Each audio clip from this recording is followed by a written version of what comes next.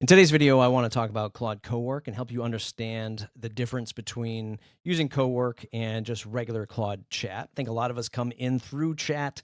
We start to see some of the benefits of chatting with some of these models, and we start to become productive, right? When people say, hey, if you want to learn AI, go and start playing with it, the first thing we start to do is ask questions.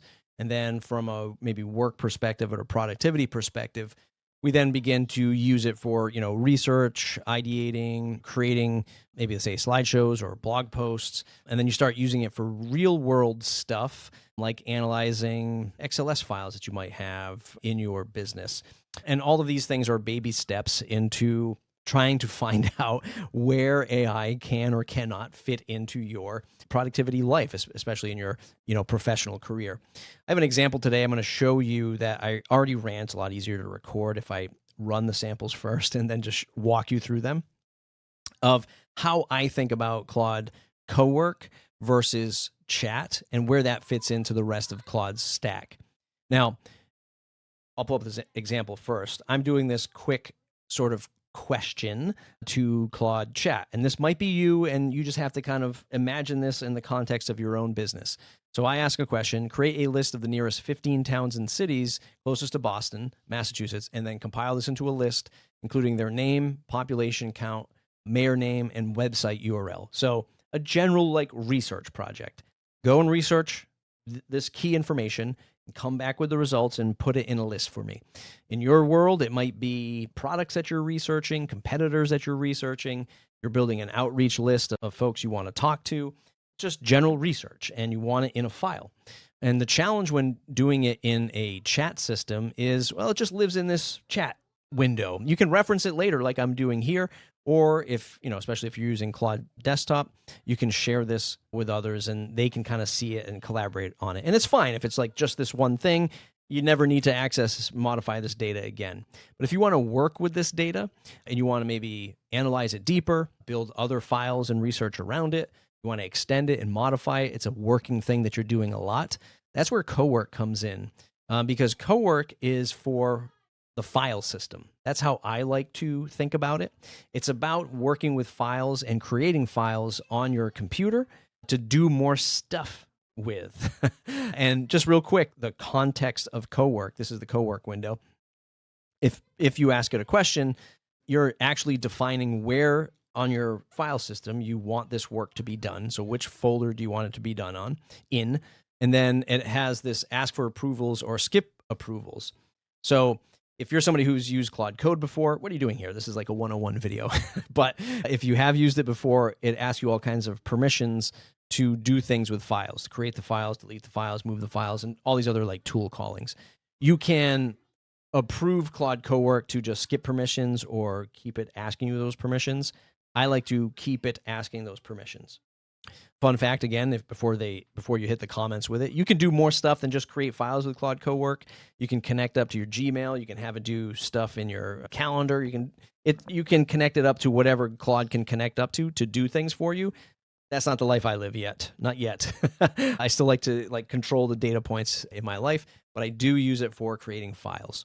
Okay, so that same question that we asked before about researching the local towns and cities around Boston, I gave it the same question, except this time I added the caveat to create this in 3 different file types: CSV, a markdown file, and an XLS file. Now, I don't know why you would need all 3 of these on any given day, but just as an example's sake, it went through and ran that same process and gave us our 3 files. It created those 3 files for us. Whereas remember, in our chat, it's just there in our chat. I could ask it to create files for me, but again, that becomes cumbersome. There's no context around this as a working thing.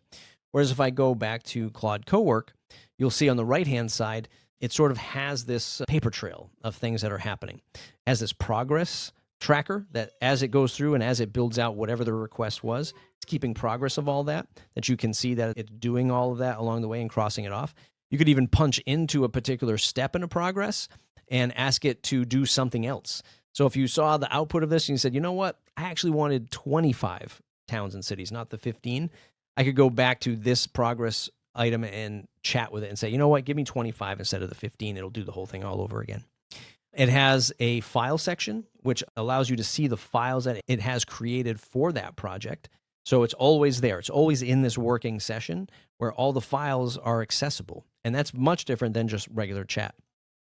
And then the context is going to show some of the tool calls and the connectors that it used to complete this work.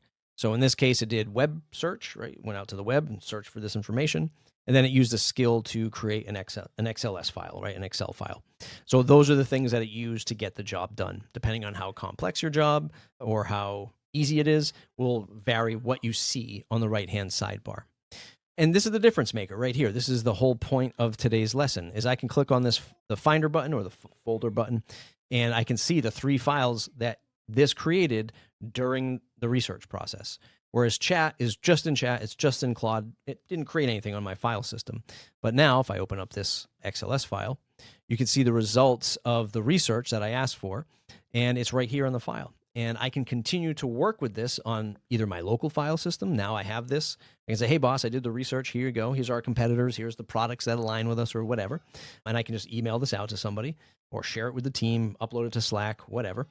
But in Claude Cowork, I can continue to operate and edit these files.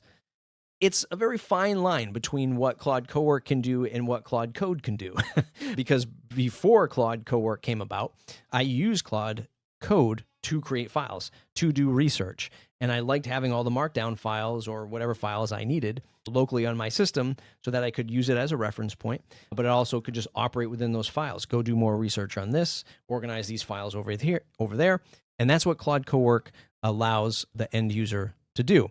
And that's really the essence of today's lesson, is I just wanted to introduce you to the concept of Claude Cowork and, at least in my mind, how it differs from Claude Chat, and understanding, the context that you're in with chat and the context that you're in with Claude Cowork. You can click on Google Drive and open these files right up in your Google Drive account. There's a lot more in Cowork, right? You can set up individual projects like you can with a chat. You can schedule tasks.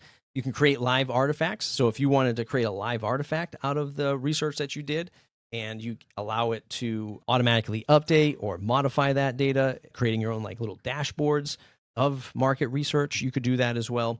Dispatch will send it out to your phone. So if you wanted to leave this remote and just operate and edit the files on this computer in sort of like an agentic fashion, you could do that as well.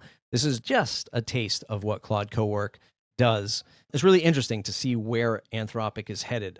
I've done a couple of videos now on Claude Design. We have Claude Code. We have Claude Cowork. They should have probably maybe called this like research assistant or just like assistant, because it just feels like it slots right into those humans they're trying to replace with Claude Design, Claude Code, Claude Assistant, or Claude Cowork in this case, and then Claude Chat. So you have like this stack that's not quietly happening, but it's happening. It's starting to sort of replace the different tiers of human hierarchy in your business. Maybe. Not yet. Let's hope. So that's Claude Cowork from a 50,000-foot view. When you want to create files, operate with files, and do more stuff with your chat requests, check out Claude Cowork, only in the desktop app at Claude, which runs on Mac and Windows. This is on Mac that we're looking at today. So a ton more stuff that you can do here. Just wanted to touch the tip of that iceberg. Like the video, thumbs up, subscribe to the channel.